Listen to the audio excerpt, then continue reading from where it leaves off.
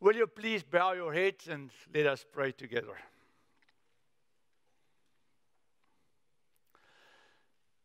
We bow before you. We are your children. You are our Father, our God. We bow before you because we know that we are nothing without you. We bow before you because we recognize your holiness.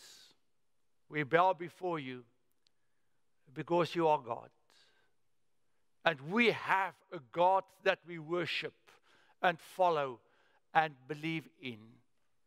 Different from so many other people who are trying to design their own gods, we have the only God that exists, the one that made heaven and earth and us, designed us in the most magnificent way to be who we are. We come to this place today because we need you. We can't give a single step without you. We come to this place because we would like you to touch our lives, to do the surgery that's needed in our minds, in our hearts, in our actions, that we may act and think and speak like people who are touched by God. We came to this place to learn more about you, more about the world around us, but more about how to be the child of God that you have called us to be. So as we are going to look at this text this morning, I ask, O Lord, that you will help us discern your will for us. And may we leave this place with this excitement in our step, with this light in our eyes, with this smile on our lips, knowing, man, I was with God today, and He gave me His promise. He gave me His love. He gave me Himself. Amen. So someone tried many years ago to philosophically to define life, the experiences that we go through, maybe spiritually, emotionally, but how people try to deal then with life. And he came up with 3 different images. The first one is that one of a camel. He said, for many people, your life starts when you are a camel and you kneel so that you can be loaded up. And while you are kneeling, they are loading you up with all the luggage and the baggage of the people around you. That's not the camel stuff that's been loaded on top of him.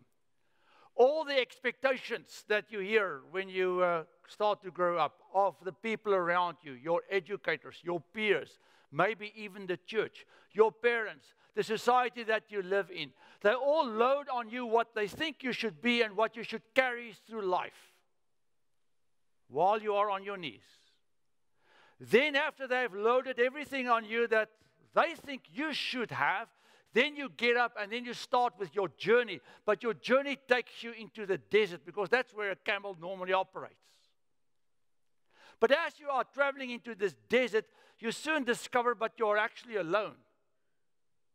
Even though you have all the luggage of the people on your back, it doesn't really help you with your own journey. Because your journey is only yours. A journey that no one else can walk for you, even though you are carrying the burdens and the loads of those that loaded you up. This person said, then the second phase, when you realize this, that you are in the desert, actually alone, and all the stuff on your back is not helping you, the second phase is that you turn then into a lion. But an angry lion that is. A lion that needs to kill the dragon. And the dragon are all those you musts. You must do this, you must do that, all the expectations that people have of you, and a little bit of the stuff that they loaded upon you. So you get to that point in your life where you say, I do not want to do anything that anybody is telling me what to do. You've been there. Yeah. Well, the reason I dated, she was 15 and I was 16 when we started to date, and I think we were like 17. We all said, if we can only go live on an island, be by ourselves, and do not have all these people telling us what to do. Yeah. You turn into this lion where you are angry in a sense at the world around you. You just tell them, leave me alone. So that as long as I can get away from all these dragons that's telling me what to do, and I can find complete isolation in a sense from them, I will be free. But what most people discover is that in their pursuit of freedom, there are new dragons that comes up. It's like a web that you are trying to get out of the web, and the more you stir in this web and you wiggle yourself around, the more you get entangled in the finer pieces of it. The third phase, this person said, actually to be able to survive and to be okay, is you need to be a child. To be a child. To have this wonder that a child has. To have the joy that a child has. To, in a sense, experience life sort of with this naive way of perceiving what's around you and what's happening inside you. Just to, again, enjoy who you are in the most simplest and smallest way. Now, the person that came up with this whole philosophy is Friedrich Nietzsche. Now, Friedrich Nietzsche is a guy that did not believe in God. He actually was the guy that came up with the idea that God is dead. And he wrote all of this that I now told you in a poem or in an essay that he wrote that is called So sprach Zarathustra, or Also sprach Zarathustra. And I think Richard Strauss composed a part of this poem that he wrote into music. And you know what the saddest thing to me is that this guy, Friedrich Nietzsche, that he's the guy that actually in his philosophy realized this is how man operates. We are a camel loaded up with all these burdens. Then we are angry, but we need to find our way to being a child. And the sad part is he got it, but he missed it. He missed it. The shell that he discovered was empty because he did not know what this child image should be. And when I read this story, I realized, man, you completely missed it because the Bible tells us that you should be a child and can be a child, but the child of God. So I'm busy with this series of mine. Goodness gracious, because of the goodness of God and the grace of God, you are special. All of you, you are really special, and we are special because God really cares for us. But in the second part of this series, goodness gracious, you are special because you can be a child of the only holy, living God. Not a camel, not the lion, a child. Now the question is, how do I get to this point? How do I step away from my camel life and from my lion life and maybe a few other things and get here? Let's see what the Bible tells us. See what love the Father has given us that we should be called children of God. And that is what we are. The reason the world does not know us is that it did not know Him. Beloved, we are God's children now. What we will be has not yet been revealed. What we do know is this: when He is revealed, we will be like Him, for we will see Him as He is. Everyone who believes that Jesus is the Christ has been, the same John, just the first one, the gospel now is later. Everyone who believes that Jesus is the Christ has been born of God, and everyone who loves the parent loves the child. By this we know that we love the children of God when we love God and obey His commandments. For the love of God is this, that we obey His commandments. And His commandments are not burdensome. For whatever is born of God conquers the world. And this is the victory that conquers the world. Our faith. Our faith.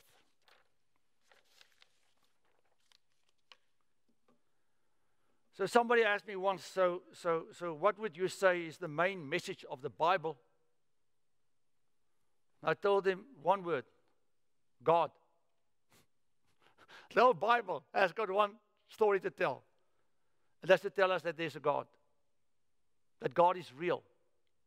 Every single page of the Bible has this golden thread in it to remind humankind, but there's a God that created. There's a God that's involved in the lives of people. But most of all, there is a God. The world is constantly trying to run away from the image of God And then they try to make their own image of who they think this God should be. But this God is always the God that is sort of just an extension of themselves that will serve them. But the Bible tells us there is a God that is above all. A God that designed, a God that made, a God that provides. Therefore, nature does exactly the same thing. If we look at nature and the complexity of nature and we think if we understand, we can control, but that's not true. We understand how hurricanes are formed, but we can't control them, can we? We understand how tornadoes are formed, but we can't control them. But we think because we understand, we can control them, we can't. God designed it so complex because He designed it, He made it, He controls it. So around us in nature, inside us, and in the Bible, we've got one main topic that comes to us as humans in this whole world. There is a God, and do not ignore Him. This God is a God that wants to be known.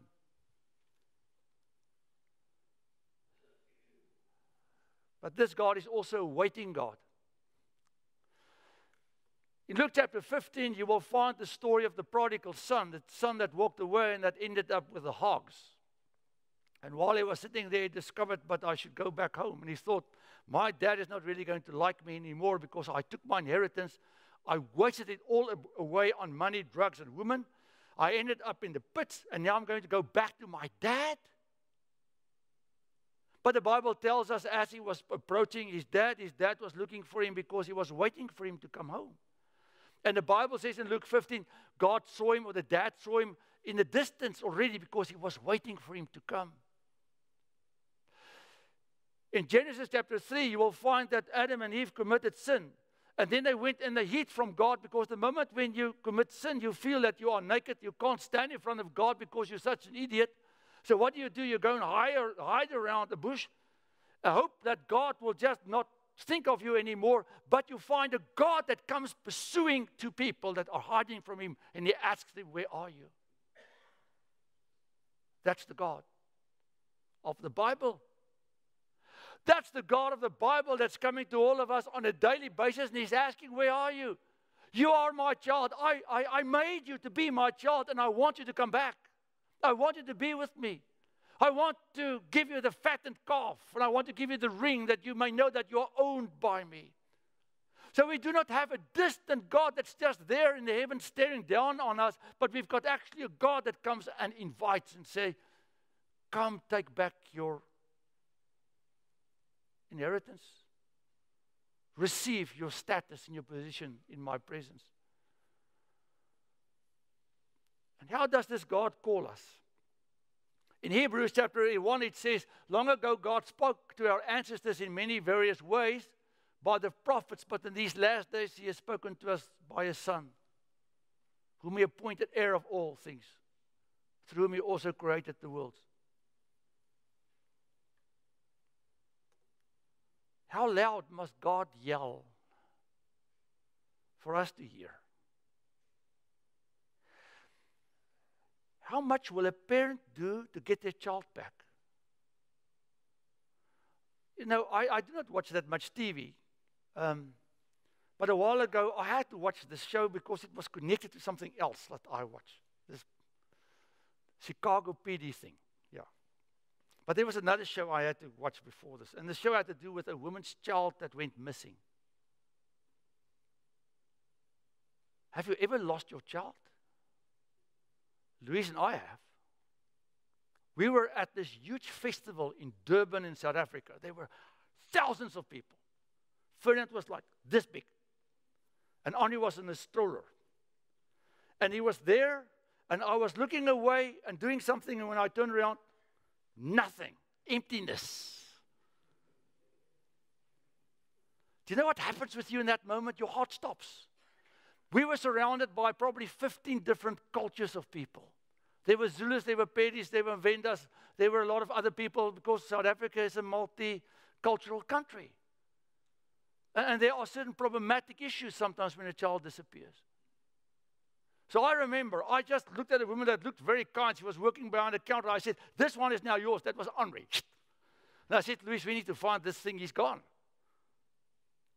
That was the longest, I think, 5 minutes in my whole life, until they had a stage where where a band was supposed to perform, and while I was running around and sweating, I looked up on the stage, and there's a woman standing with this boy on her arm, and he's just having a blast, looking at all these things. But what did we do while we were running? Yelling. Ferdinand! Ferdinand! Have you seen a little boy? His name is Ferdinand. That's what God came to do in Jesus Christ. He came yelling your name. Because God doesn't want to lose a single child. Does it mean to be a child? How do I receive this then? He came yelling after me and you. How do I receive this? But to all who receive him, who believe in his name, he gave the power to become children of God, who were born not of blood or of the will of the flesh or of the will of the man, but of God. John 1 verse 12. How do I receive this? How do I turn back from the hawks where I'm stuck in the mud and I get back to my dad? By just believing. That's the craziest thing. God says, just believe that I'm God. He's there, but we live as if he's not there. Just believe that my son actually came and died for you, that you may know that I care for you. Just believe it. And you are called the child of God and live like a child of God. Just believe.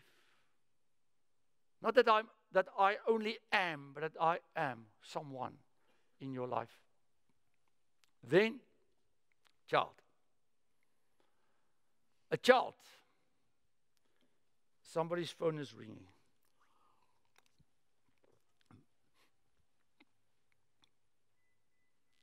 Now it's beeping. You see, I know who's awake, I know who sleeps, I know who's on their phones. It's all cool. We have now all these things now. We have a Facebook, and we've got a Yelp, and we've got Google Plus, and we've got YouTube, and we've got Instagram. If you need to use all these things while I'm preaching, you're welcome. As long as you people just know that we are doing what we are doing, it's all cool. Okay, so what does it mean to be a child of God? Firstly, it means that we are dependent. When I was younger, I knew that even if I wanted to walk away from my parents, I needed them. There's the story of this kid that his mom yelled at him a bit because he really messed up, and he said, "I'm going to walk away." So he took his teddy and he took his little pig with a few pennies in it. He said, "I'm going to leave you guys." And Dad said, "So what are you going to do when you get hungry?" "Well, I'll come home and get food." So what are you going to do when you run out of money? "I'll come home and get some more." And he said, Dad said, "So what are you going to do when your clothes get dirty?" He said, "I'll come back and Mommy will wash it." And the dad turned to his wife. He said, "He's not running away. He's off to college."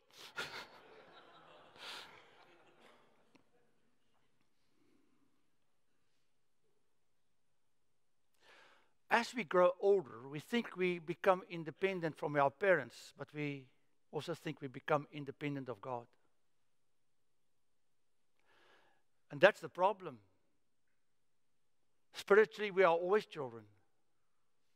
The problem is, as we grow older, we pray less because we think we should do it ourselves. But with God, we can never do this. Because the moment when you pray less, then your connection with God gets limited and it gets broken. And actually, you do not acknowledge that He's the one that gives to you everything. So being dependent on God means to be like a child again, where I realize that everything I've got comes from God. And even though I want to walk away, I actually need Him for everything. But I try to be so tough because I think I can do it in life. You can't. Do you know how much freedom enters your life? When you wake up in the morning, you say, "God, I can't do a thing today without you. I can't. This day is yours. What needs to happen today should be yours. I give it to you. Who I am, what I want to do, and what I have. God, use me. Because I'm dependent on the breath that I breathe from you." That's where the freedom comes. The second thing is, no, I shouldn't push the button. It's all there. The second thing is the child is extremely humble. You know, children normally are not really arrogant, especially when they are small. They're sort of hiding behind their parents' legs sometimes. You know, they hang onto the leg, you know, they sort of look for you, look around as if you are, you know, a little bit of an enemy. But they're not this arrogant, I'm going to. When we get teenagers, we think our parents know nothing, and we sort of push them away. And I know they have no clue. When you turn 20, you discover they've learned a lot the last 4 years. That's now the parents. A child is humble. There's a reason why the Lord asks of us to be humble in spirit.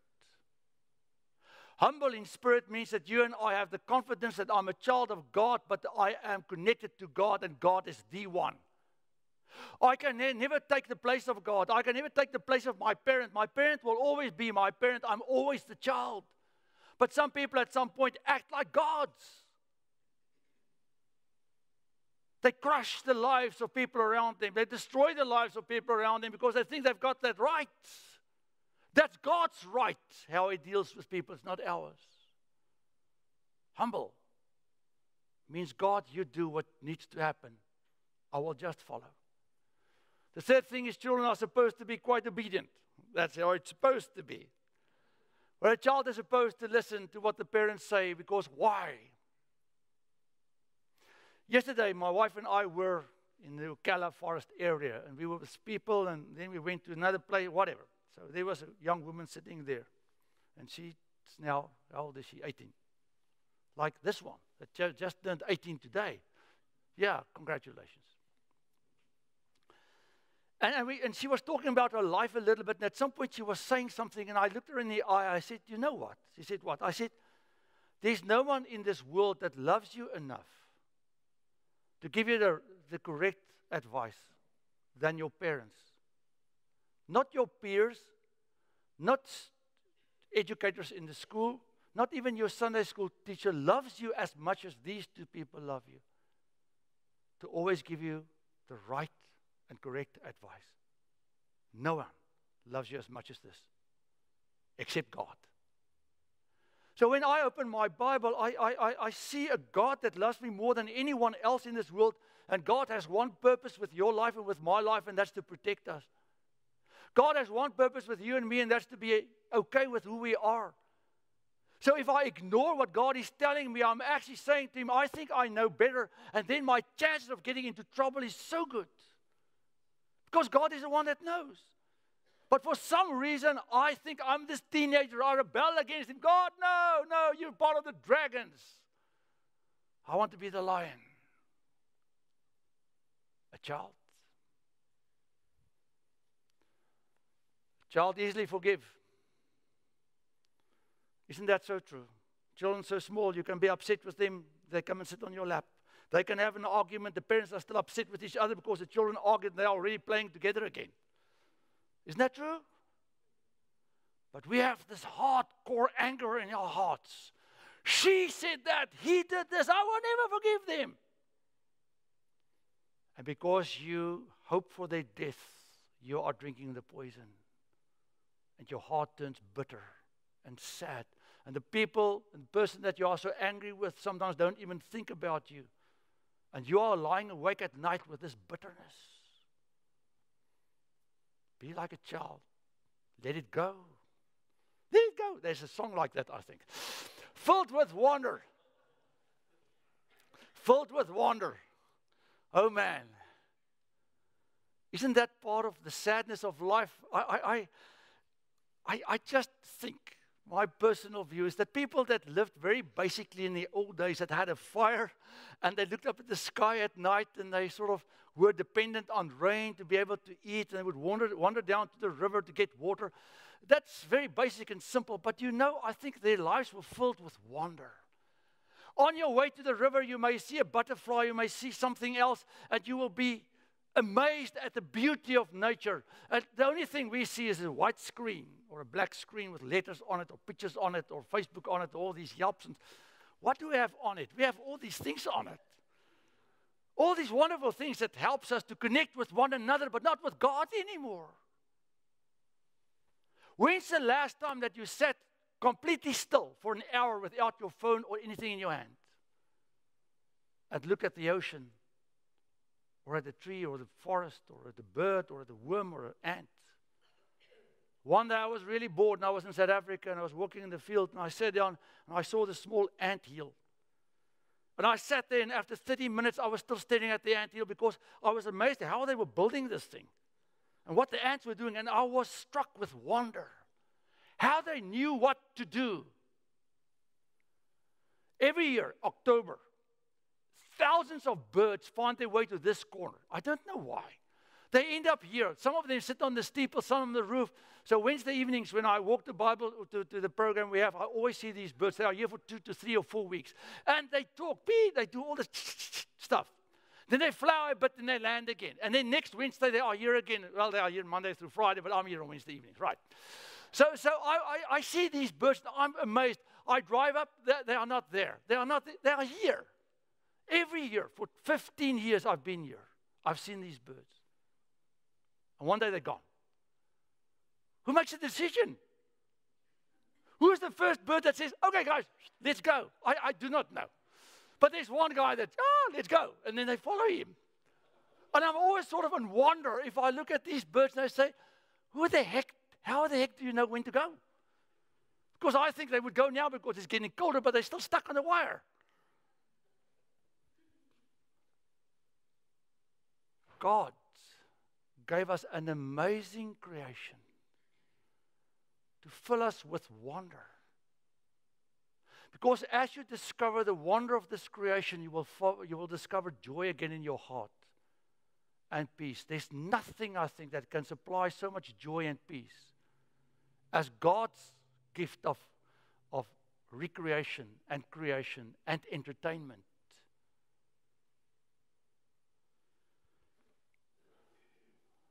Trust. My children, this big, they're at home. I say, we're going to go. Okay, they bounce in the pickup, there we go. They have no clue where we are going. Dad, where are you going? To the bank, okay. And then, well, we need to stop at the hospital, we need to see someone. Okay, that was in South Africa when they were this big. They trust me blindly. If I say, get in the truck, we go, they go. They've got no clue where we are going. One day I took them to the doctor. We are going, doctor, okay. They had no clue where I was taking them, but I had to go for a shot or something. Then they didn't want to get in the pickup next time, but it's okay. Do you trust God this way?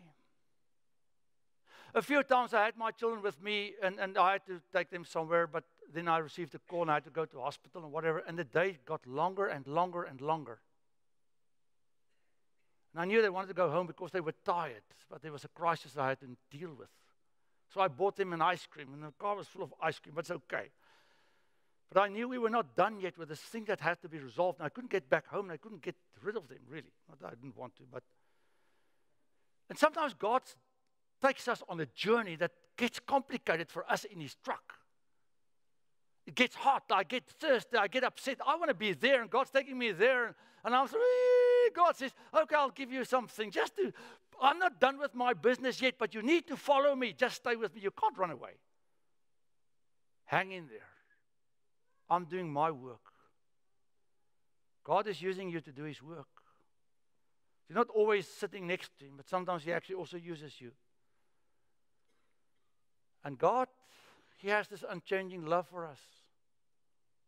He accepts us, compassion for us, provides for us, grace, glory, blessings. I'm sorry. I'm sorry if you had bad parents. I've had people sit in my office and say to me, God is a dad. I said, yeah. Ferdi, you do not want to know my dad. He abused us, broke our hearts, left us, told me would come and get me, never came.